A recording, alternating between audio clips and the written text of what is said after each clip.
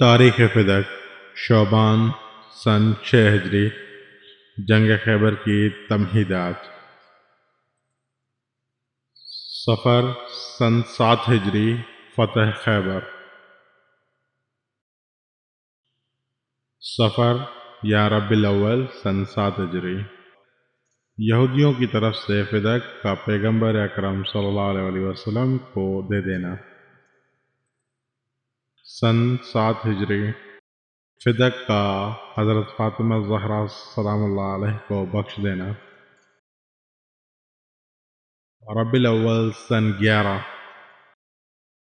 خلیفہ اول حضرت ابو بکر رضی اللہ تعالیٰ عنہ کے حکم سے فدق حکومت کے قبضے میں۔ تقریباً 30 ہجری خلیفہ سوم حضرت عثمان رضی اللہ تعالیٰ عنہ کی طرف سے فدق کو مروان کو دے دینا۔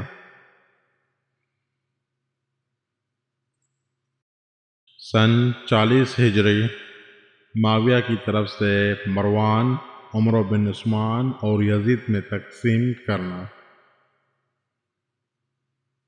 تقریباً 100 ہجری عمر بن عبدالعزیز کے توسط سے حضرت فاطمہ علیہ السلام کی اولاد کی ملکیت میں آنا۔ سن 101 ہجری یزید بن عبد الملک کے توسط سے دوبارہ غصب ہونا۔ تقریباً سن 132 سے 136 تک سفاہ کے توسط سے دوبارہ لوٹایا جانا۔ تقریباً سن 140 ہجری منصور عباسی کے توسط سے دوبارہ غصب ہونا۔ تقریباً 160 ہجری مہدی عباسی کے حکم سے دوبارہ واپس لوٹایا جانا۔ تقریباً 170 ہجری ہادی عباسی کے توسط سے دوبارہ غصب ہونا۔ سن 210 ہجری مامون عباسی کے توسط سے دوبارہ لوٹایا جانا۔ سن 232-247 متوکل عباسی کے توسط سے دوبارہ غصب ہونا۔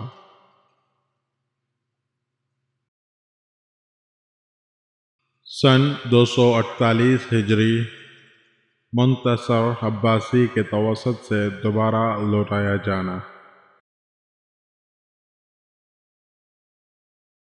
مگر بعض کے خلفاء نے پھر واپس لے لیا۔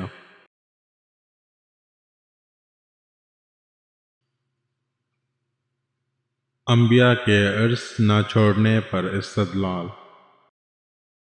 کہا جاتا ہے کہ جب حضرت عثمان رضی اللہ تعالیٰ عنہ خلافت پر پہنچے تو حضرت عائشہ رضی اللہ تعالیٰ عنہ اور حضرت حفصہ رضی اللہ تعالیٰ عنہ اس کے پاس گئیں اور خلیفہ اول کے زمانے سے انہیں ملنے والے حقوق کا مطالبہ کرنے لگیں۔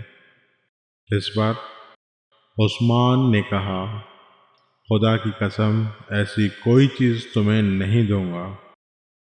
آیا تم دونوں وہی نہیں ہو جنہوں نے اپنے والد کے ہاں یہ گواہی دی تھی کہ انبیاء کسی چیز کو عرض نہیں چھوڑتے؟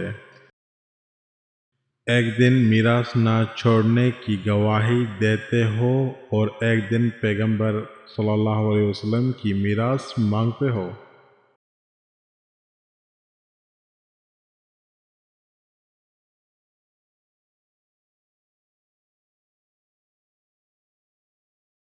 تعارف فدق یا باغ فدق۔ فدق سعودی عرب کے شہر حجاز کے نزدیک خیبر کے پاس ایک وسیع سرسبز اور باغات پر مشتمل علاقے کا نام ہے۔ جنگ خیبر میں یہودیوں کے سب سے بڑے قلعے خیبر سمیت دیگر اور قلعے بھی مسلمانوں کے ہاتھوں فتح ہوئے، تو یہودیوں نے ایک معاہدے کے تحت فدق کا علاقہ رسول اکرم صلی اللہ علیہ وسلم کے حوالے کیا۔ رسول اکرم کے وصال کے فوراً بعد اس کی ملکیت حضرت فاطمہ سلام اللہ علیہا اور حضرت ابوبکر رضی اللہ تعالی عنہ کے درمیان محل نزاع قرار پائی۔ جب حضرت ابوبکر خلافت کے منصب پر پہنچے تو اس علاقے کو جسے پیغمبر اکرم صلی اللہ علیہ وسلم نے اپنی زندگی میں ہی حضرت فاطمہ کو بخش دیا تھا، جو حضرت فاطمہ سے چھین لیا۔ یہ علاقہ خلفائے راشدین کے زمانے کے علاوہ بنی امیہ اور بنی عباس کے دور حکومت میں بھی بیت المال میں باقی رہا۔ البتہ عمر بن عبدالعزیز اور مأمون نے اسے حضرت فاطمہ کی اولاد کو لوٹا دیا، لیکن ان کے بعد آنے والے حکمرانوں نے اسے دوبارہ حضرت فاطمہ کی اولاد سے چھین لیا۔ جنگ خیبر اور فدق پر قبضہ۔ جنگ خیبر میں مسلمانوں کے ہاتھوں منطقہ خیبر کا علاقہ اور اس کا قلعہ فتح ہوا تو اس علاقے اور قلعے میں رہنے والے یہودیوں نے پیغمبر اکرم صلی اللہ علیہ وسلم کی خدمت میں اپنا نمائندہ بھیجا اور ہتھیار ڈالنے اور مصالحت پر رضامندی کا اظہار کیا۔ یوں یہودیوں کے ساتھ یہ طے پایا کہ وہ اس علاقے کے نصف زمین بطور مصالحت مسلمانوں کے حوالے کر دے گا، اور پیغمبر اکرم صلی اللہ علیہ وسلم جب چاہیں ان کو فدق کی سرزمین سے نکال سکتے ہیں۔ یوں فدق بغیر کسی جنگ کے مسلمانوں کے قبضے میں آ گئی۔ دوسری طرف سے سورہ حشر کی آیت نمبر 6 اور 7۔ ترجمہ: اور خدا نے جو کچھ ان کی طرف سے مال غنیمت اپنے رسول کو دلوایا ہے، جس کے لیے تم نے گھوڑے یا اونٹ کے ذریعے کوئی دوڑ دھوپ نہیں کی ہے، لیکن اللہ اپنے رسولوں کو غلبہ عنایت کرتا ہے اور وہ ہر شے پر قدرت رکھنے والا ہے۔ تو کچھ بھی اللہ نے اہل گریہ کی طرف سے اپنے رسول کو دلوایا ہے، وہ سب اللہ، رسول اور رسول کے قرابت داروں، یتام، مساکین اور مسافران غربت زدہ کے لیے ہے، تاکہ سارا مال صرف مالداروں کے درمیان گھوم پھر کر نہ رہ جائے، اور جو کچھ بھی رسول تمہیں دے دیں اسے لے لو، اور جس چیز سے منع کرے اس سے رک جاؤ، اور اللہ سے ڈرو کہ اللہ سخت عذاب کرنے والا ہے۔ کے مطابق وہ اموال جو بغیر جنگ مسلمانوں کے قبضے میں آ جائیں انہیں فے کہا جاتا ہے، جس کا اختیار پیغمبر اکرم صلی اللہ علیہ وسلم کو ہے کہ جس کو چاہیں یہ اموال دے سکتا ہے۔ اہل تشیع اور اہل سنت تمام مفسرین کے مطابق آیت وَآتِ ذِی الْقُرْبَى الْحَقَّ، ترجمہ: اور دیکھو قرابت داروں کو اس کا حق دے دو، کہ نازل ہونے کے بعد پیغمبر اکرم صلی اللہ علیہ وسلم نے فدق حضرت فاطمہ کو بخش دی۔ ہبہ کیا یا ہبہ کرنا۔ فدق جنگ خیبر کے وقت حضرت محمد صلی اللہ علیہ وآلہ وسلم کو ہبہ کیا گیا، اور اس کے لیے مسلمانوں نے جنگ نہیں کی۔ شرعی لحاظ سے اسے مال پے میں شامل کیا جاتا ہے، یعنی ایسی جائیداد جس کے لیے مسلمانوں نے اونٹ اور گھوڑے نہیں دوڑائے اور جنگ نہیں کی۔ بعض اہل سنت اور اکثر اہل تشیع مکمل طور پر اسے محمد صلی اللہ علیہ وسلم کی جائیداد سمجھتے ہیں۔ اختلاف۔ صحیح بخاری میں حضرت عائشہ رضی اللہ تعالی عنہ سے روایت ہے کہ محمد صلی اللہ علیہ وسلم کی وفات کے بعد فدق کی ملکیت پر فاطمہ زہرا اور حضرت ابوبکر میں اختلافات پیدا ہوئے۔ فاطمہ سلام اللہ علیہا نے فدق پر اپنا حق ملکیت سمجھا، جبکہ ابو بکر نے فیصلہ دیا کہ چونکہ انبیاء کی وراثت نہیں ہوتی اس لیے فدق حکومت کی ملکیت میں جائے گا۔ اس پر فاطمہ سلام اللہ علیہ ابو بکر سے ناراض ہو گئیں اور اپنی وفات تک ان سے کلام نہیں کیا، یہاں تک کہ ان کی وفات کے بعد ان کی وصیت کے مطابق رات کو جنازہ پڑھایا گیا، جس کے بارے میں ابو بکر کو خبر نہ کی گئی۔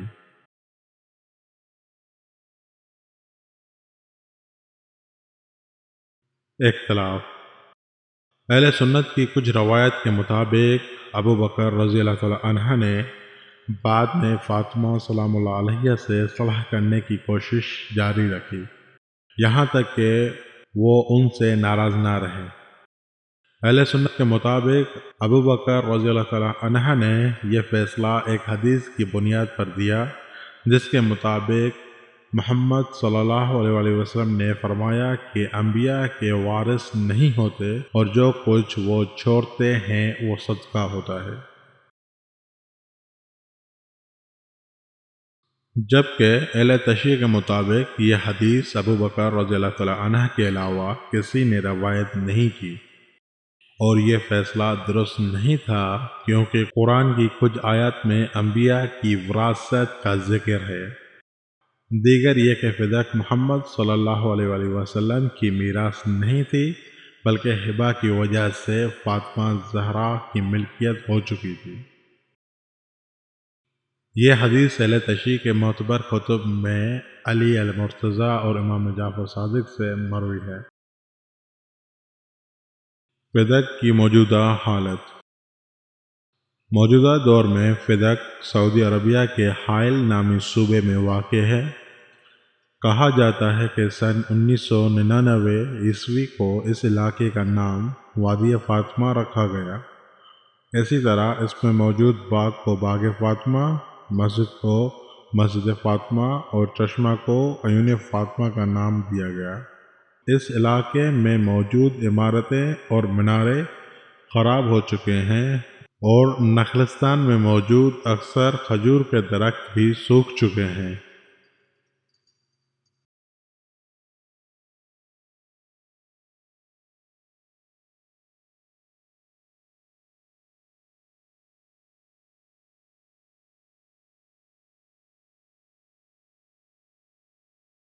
حضرت فاطمہ سلام اللہ علیہ اور دعوی خیانت فدق پر حکومت کی طرف سے غصبانہ قبضہ کے بعد حضرت فاطمہ سلام اللہ علیہ ابو بکر کے پاس تشریف لے گئیں اور ان سے فدق کی واپسی کا مطالبہ کیا، تو ابو بکر نے کہا، ترجمہ: میں نے پیغمبر اکرم صلی اللہ علیہ وآلہ وسلم کو یہ کہتے ہوئے سنا، ہم انبیاء کوئی ترکہ نہیں چھوڑتے بلکہ ہم جو کچھ چھوڑتے ہیں وہ صدقہ ہے۔ حضرت فاطمہ نے جواب دیا، میرے والد گرامی نے یہ زمین مجھے بخش دی تھی۔ ابو بکر نے حضرت فاطمہ سے اس بات پر گواہ طلب کیے۔ اس موقع پر حضرت فاطمہ نے حضرت علی اور ام ایمن کو بطور گواہ پیش کیا۔ بعض دوسرے اقوال میں امام حسن، امام حسین، ام کلثوم اور پیغمبر اکرم صلی اللہ علیہ وآلہ وسلم کے ایک غلام کو بھی بطور گواہ پیش کرنے کے بارے میں بھی کہا گیا ہے۔ اہل سنت کے بعض مصادر کے مطابق ابو بکر نے حضرت فاطمہ سلام اللہ علیہ کے گواہوں کو قبول نہیں کیا اور گواہ کے طور پر 2 مردوں کو پیش کرنے کا کہا۔ ابن ابی الحدید کہتے ہیں، میں نے بغداد کے معروف استاد ابن فاروقی سے سوال کیا کہ آیا حضرت فاطمہ سلام اللہ علیہ فدق کے حوالے سے سچ کہہ رہی تھی یا نہیں؟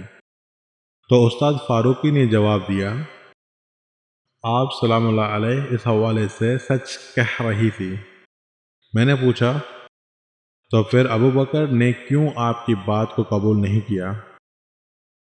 اس نے کہا، اگر ایسا کرتا تو کل خلافت سے بھی ہاتھ دھونا پڑتا، کیونکہ کل کو فاطمہ سلام اللہ علیہ خلافت پر اپنے شوہر کی حقانیت کا دعویٰ کرتی۔ اس وقت ابو بکر اس کی بات ٹھکرا نہیں سکتا تھا، کیونکہ فدق کے متعلق آپ سلام اللہ علیہ کی بات بغیر شاہد کے قبول کر چکا تھا۔ ابن ابی حدید آگے کہتا ہے، اگرچہ ابن فاروق کی یہ بات مذاق میں کہہ رہا تھا، لیکن اس کی بات بالکل صحیح تھی۔ ابن ابی حدید شرح نہج البلاغہ 1404 جلد 16 صفحہ نمبر 284۔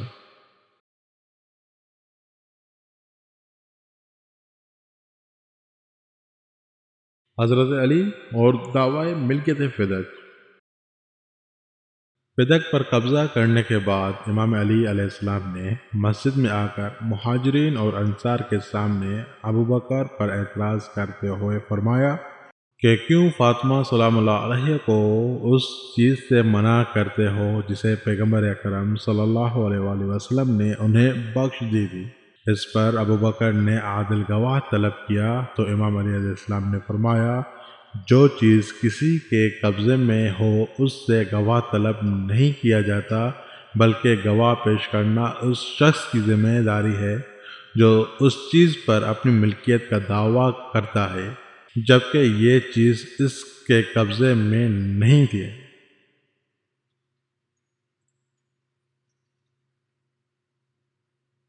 انبیاء کے ارث نہ چھوڑنے پر استدلال۔ جب حضرت فاطمہ سلام اللہ علیہ فدق پر اپنی ملکیت کا دعویٰ کیا تو ابو بکر رضی اللہ تعالیٰ عنہ نے کہا، میں نے پیغمبر اکرم صلی اللہ علیہ وآلہ وسلم سے سنا ہے کہ آپ نے فرمایا، ہم انبیاء کسی چیز کو عرس کے طور پر نہیں چھوڑتے، اور جو کچھ ہم چھوڑ جاتے ہیں وہ صدقہ ہے۔ اس موقع پر حضرت زہرا نے ایک خطبہ دیا جس میں آپ نے قرآن کی کئی آیتوں، سورہ نمل آیت نمبر 6، سورہ مریم آیت نمبر 5 اور 6، سورہ انفال آیت نمبر 75، سورہ نساء آیت نمبر 11، سورہ بقرہ آیت نمبر 180 کی طرف اشارہ فرمایا، جن میں انبیاء کے عرص چھوڑنے کا تذکرہ ملتا ہے۔ اس طرح آپ نے ابو بکر کی بات کو قرآن کے خلاف ورزی قرار دے دیا۔ شیعہ علماء ابو بکر کی مذکورہ بات کو سورہ مریم کی آیت نمبر 5 اور 6 کی خلاف ورزی قرار دینے کے ساتھ ساتھ کہتے ہیں کہ اس حدیث کو ابو بکر رضی اللہ تعالیٰ عنہ کے علاوہ کسی نے بھی پیغمبر اکرم صلی اللہ علیہ وآلہ وسلم سے نقل نہیں کیا ہے۔ ابن ابی حدید کا بھی یہی نظریہ ہے۔ ابن ابی حدید شرح نہج البلاغہ جلد 4 صفحہ نمبر 82 و 85۔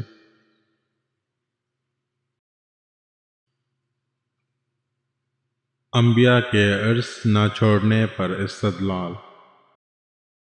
کہا جاتا ہے کہ جب حضرت عثمان رضی اللہ تعالیٰ عنہ خلافت پر پہنچے تو حضرت عائشہ رضی اللہ تعالیٰ عنہ اور حضرت حفصہ رضی اللہ تعالیٰ عنہ اس کے پاس گئیں اور خلیفہ اول کے زمانے سے انہیں ملنے والے حقوق کا مطالبہ کرنے لگیں۔